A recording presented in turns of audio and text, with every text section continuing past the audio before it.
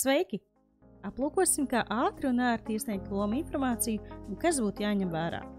Pirmais solis, protams, ir tīmekļa vietas makšķerēšanas karte.lv atvēršana. Tad jāizvēlas sadaļa reģistrēt lomu jūrā. Pirmā nianse, kam būtu jāpievērš uzmanība, ir tā, ka valsts piederīgajiem šajā lokā jāizvēlas un jāievada personas kods, taču makšķerniekam, kas nav Latvijas pilsonis un kuram nav mūsu standartiem atbilstoša personas koda, jāizvēlas un jāievada dokumenta vai uzturēšanās atļaujas numurs.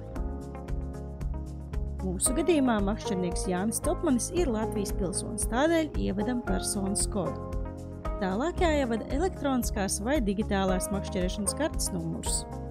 Digitalizētajai kartei tie parasti ir 2 burti, piemēram, GK, MK un 5 cipari, taču elektroniskajai tie ir 3 burti, piemēram, EGK un 7 cipari. Jāņem vērā, ka šeit ievadītajiem personas datiem jāsakrīt ar kartes īpašnieku informāciju, citādi sistēma tālākas darbības veikt neļaus. Aplūkosim šajā posmā iespējamos kļūdu paziņojumus un to skaidrojumus.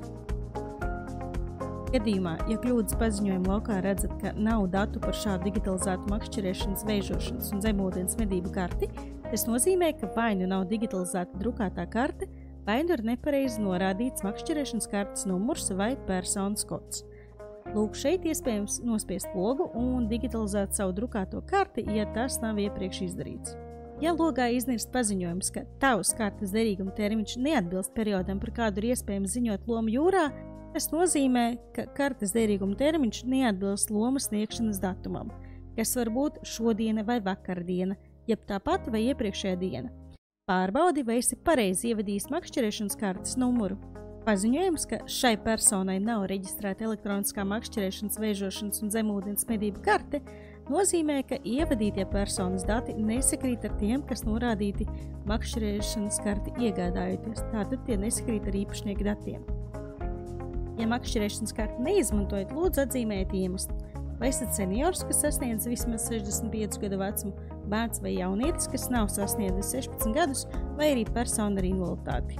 Jānis Topmanis šajā gadījumā ir jaunāks par 16 gadiem, tādēļ mums ir jāievada papildu dati.